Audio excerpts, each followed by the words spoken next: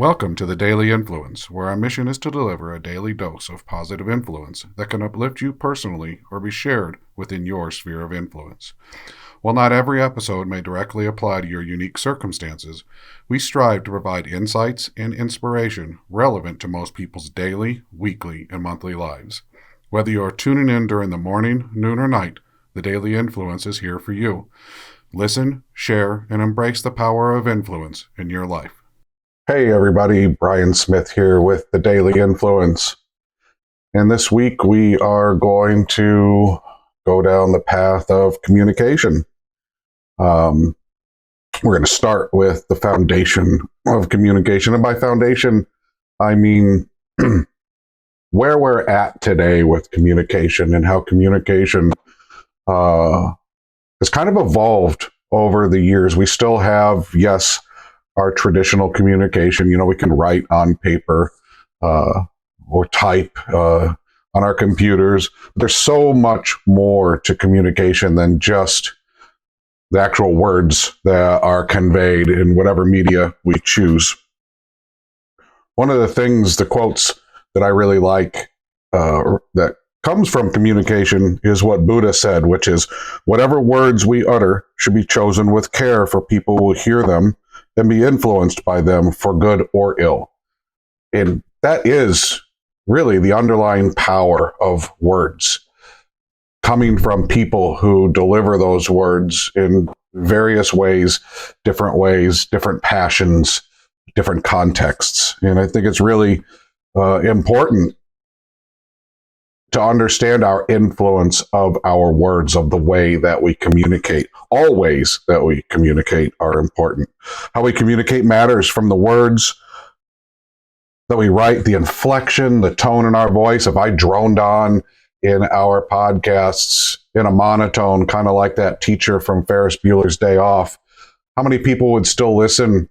How many people would gravitate towards our message if I was just a one-tone orator? Body language is another important part of communication. Seeing people, how they react when they're speaking. We see this oftentimes with influencers like Tony Robbins or Martin Luther King, when they're up, preachers, when they're up in front of their the people that they're influencing, and what they bring to that moment comes from body language, comes from tone, comes from their inflection, and it adds tremendous power to the words that they're trying to communicate. Through the years, we've seen how good speakers can move people to do both good and bad, just like Buddha talks about good and ill. And the most dramatic that comes to mind in my recollection is Hitler. He was able to move a whole country and its people towards fascism and all of the evil that came along with his words and his movements. And he started that, and he did that through words.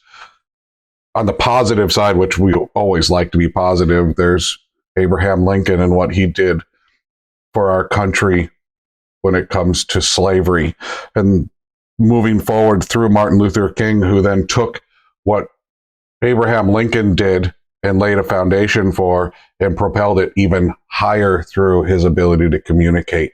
And both of them had a communication style that included more than just words.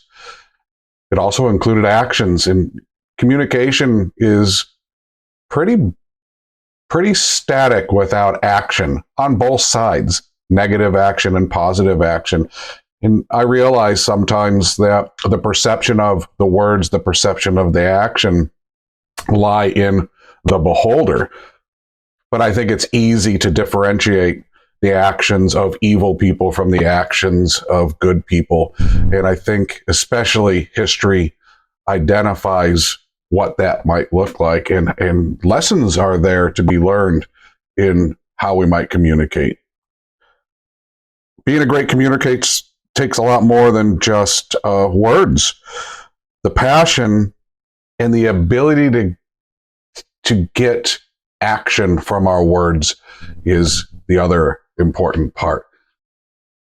Words are simple without action. Words have very little meaning without action. They can make you feel good. They can make us feel a certain way. They can instill emotion, anger, happiness, hope. They can do all these things. But without action, communication falls flat. And we must always remember, as we're trying to influence through our words, how do we get people from our foundation of language? How do we get people to get behind, tactically get behind our message, tactically get behind our influence? What is it that we can do? And that's what we're going to explore through this week, is how we can take this foundation of understanding about communication and turn it into action, turn it into tactics. I wrote my first book back in the 80s and wasn't a very good communicator. In fact, I still today don't feel like I'm a very good communicator. I think that I can do a fair job of getting my communication done, but it requires a lot of work. It requires a lot of practice. I am not naturally gifted in that way. And back in the 80s, when I wrote my first book, before I met Renee, it was about a topic that I wanted people to take action with. It was about prepaying mortgages. And the words alone never worked. The book that I wrote fell flat on the people that bought it. And the only way that I could get people to actually engage with my words was to do a workshop. And I had to include in that workshop a meal just to get them to come and to entice them to come, because the words were falling flat on them. And that happens oftentimes when we're trying to convey a message. Our message doesn't have context. Our message doesn't provide what is needed for humans to engage with whatever it is we're trying to get them to do with it. And we have to find a better way to bring context and bring a better perception of our words. It's really important that the history of communication also is understood. Going from books to computers, to how fast computers can deliver information through email and through messaging, and then into text messaging, has been a huge adjustment for humans. And one of the things that these medias do for us is create difficulty in communication. It's important to understand that our path of evolution of communication has made it more difficult. It has created more challenges for us. It's allowed for us to communicate in ways that can be taken out of context very quickly. In the past, we would pick up the phone and we would have a conversation with somebody, and the emotion of our voice in that conversation could help contextualize what was going on between two people. It doesn't matter if it was a sales process, talking to a girlfriend, or having a spiff or a disagreement with somebody.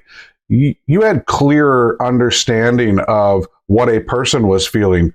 There was a quicker path to empathy. There was a quicker path to understanding. When we get emails and texts, that's all stripped away. In fact, it's done to a point where it can be misconstrued, misconveyed, misunderstood, which creates difficulties in communication. And our foundation of communication now is that we have to work harder to communicate. We have to be more mindful of how we communicate. And we need to be more specific about how and what we say to each other. The speed of communication and the ability to do it quickly also creates us, it makes us go faster. And when we go faster, we've already talked about slowing down, being more mindful. Communication access, texting, emails allows us to fire off answers in the heat of moments, allows us to do things and communicate things that we might not otherwise have done in the past. And we need to slow down and understand that our ability to communicate can be a detriment to us. It can confuse situations. It can be a barrier to understanding and collaboration, and it can create more conflict sometimes if not managed correctly and if not understood better than what we intend it to do. the entire dynamics of how we communicate has been turned on its head. And this week is dedicated to refoundationalizing communication, understanding the influence we have with it and what we can do with it better. And I hope that having this understanding of the difficulties of communication, looking in the mirror and agreeing with and opening ourselves up to realizing where we might have those challenges is going to happen through this week as we tackle this challenge. I hope you have an amazing day. I look forward to talking to you tomorrow when we will be speaking about communication. Specifically, we will be speaking about the self-communication and how we can trick ourselves and how we can create more challenges for ourselves through the way we talk to ourselves and the way we self-communicate. I hope you have a great day.